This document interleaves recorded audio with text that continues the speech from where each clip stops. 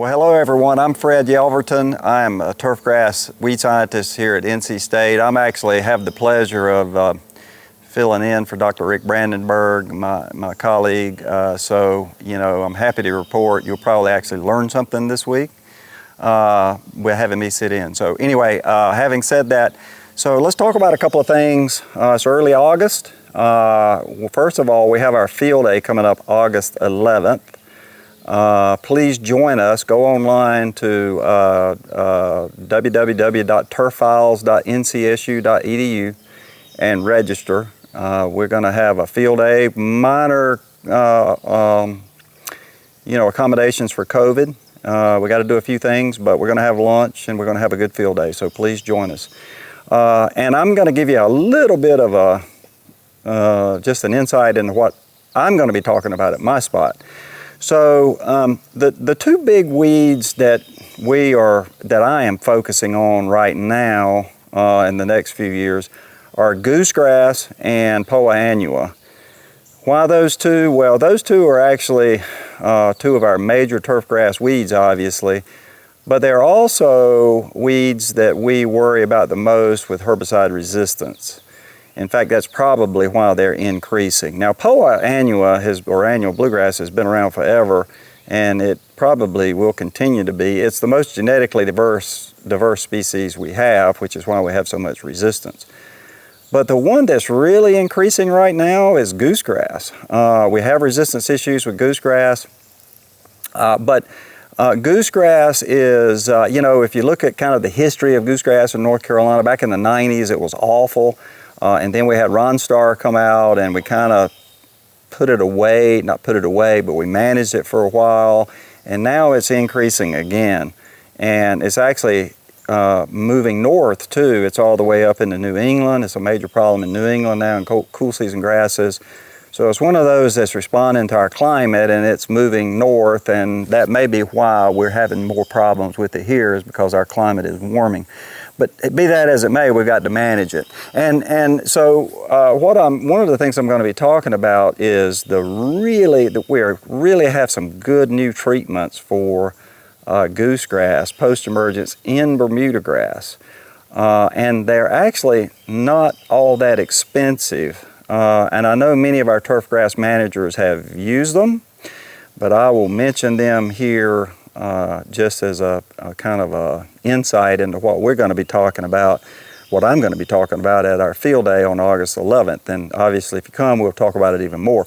But so goose grass, there are some post-emergence treatments that we have that you can use right now, and that's the reason I want to mention them, is one is Syncor, or metribuzin, 8 ounces per acre on Bermuda grass, and you water it in right away. The watering it in right away is not so much important for the efficacy as it is to protect the Bermuda grass. So if you do that and you water it in right away, with about 1/4 of an inch, it takes quite a bit of water, you actually don't even see any discoloration on Bermuda. So it's really an amazing treatment. And it will kill big goose grass in 7 to 10 days. So that's a treatment that I would encourage you to look at. We used to recommend this MSMA Syncor. Forget the MSMA, just use Syncor, water it in right away. Another one that we are looking at that's working very good, there's two more. One is 4 ounces of Syncor plus 1/4 of an ounce per acre. You heard that right, 1/4 of an ounce per acre of Pilex, tank mixed. That is an excellent treatment. So 4 ounces of Syncor, 1/4 ounce of Pilex per acre. That is an excellent treatment for goose grass. Watering it in will definitely reduce Bermuda grass phytotoxicity. But that's one that, you can water in or not water in. If you can take a little injury, don't water it in. But if you want to protect from injury, you need to water that one in. The last one I'll mention very quickly is Speed Zone at 4 pints per acre plus 1/4 of an ounce per acre of Pilex. Now that one is, all of these treatments, these 3 treatments I just gave you, they are in excess of 90% control of big goose grass. Now the Speed Zone Pilex treatment is the one that's going to probably give you the most injury, but it's also as good or maybe even a little bit better than the rest of them at 30 days. But it's every bit as good. So those are 3 treatments that you can use. Come to our field day and we'll talk about them more, and we're also going to talk about Poa annua. Let me just say one thing about Poa annua, because we're early August. It's time to get our Poa annua management strategies in place. The winter, the fall, winter, and spring of 2020, 2021 may have been the worst Poa annua year we've ever had.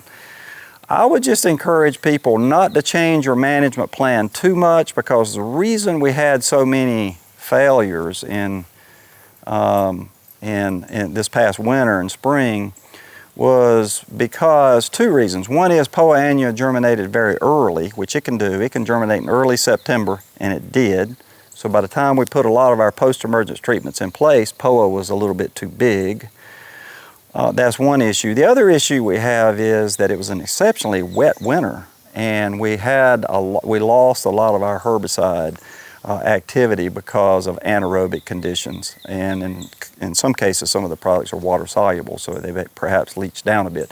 So my point is, and we'll talk about this more at field day, don't freak out too much over your program that you had this past year, because it was weather conditions that really caused the majority of the problems. But come to our field day on August 11th. We'll talk about this stuff some more, and we have all kinds of other good information that we will share at other stops. So we certainly, thanks for tuning in. We certainly look forward to seeing you here in about a week or so. Thank you.